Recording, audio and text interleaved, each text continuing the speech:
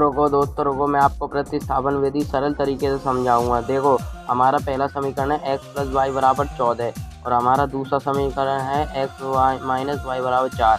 क्योंकि ये 10th class का सवाल है और हर साल बोर्ड में पूछा जाता है, तो ये आ सकता है आपको भी। अगर आपने ये सीख लिया तो अगर बाई चांस आपका पेपर में आ जाए तो आप बहुत जल्दी से कर लोगे, मुझे पता है।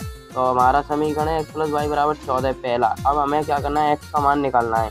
किसी ना किसी चर पद का हमें मान निकालना होता है, तो हम पहले समीकरण में से x का मान निकालेंगे। तो ये 14 यूं रख दिया और ये y है प्लस का, तो ये माइनस हो जाएगा। ये हमारा हो गया तीसरा समीकरण। अब इसको क्या करना होगा, इस मान को हमें दूसरे समीकरण में रखना है। तो दूसरा समीकरण हमारा ये रहा, x माइनस वाई बराबर 4। अब x की जगह हमने रख दिया है 14 माइनस वाई, और माइनस वाई पहले था बराबर 4। अब माइनस माइनस 2y, 14 यूं के नहीं आगे और ये 4 यूं के नहीं। अब माइनस 2y यूं के नहीं लिख दोगे। अब 14 इधर चली जाएगी, 4 तो नहीं उतरेगी। अब 14 प्लस किया तो माइनस की हो जाएगी।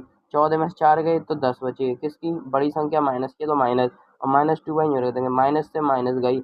अब 2 से कितनी बार कटा, 10 5 बार, तो y का मान आ गया 5। अब क्या करोगे, इसको आप तीसरे समीकरण में रख दो। तीसरा समीकरण हमारा ये था, x बराबर 14 माइनस वाई। जरा x बराबर 14 माइनस वाई, तो x बराबर 14 की 14 और y की जगह हमें 5 रखना है, क्योंकि हमारा मान 5 है। 14 में से 5 गए तो हमारा आ गया 9। x बराबर 9। कितनी बढ़िया ट्रिक है। अगर आपको अच्छी लगी हो तो जल्दी से सब्सक्राइब जरूर करें।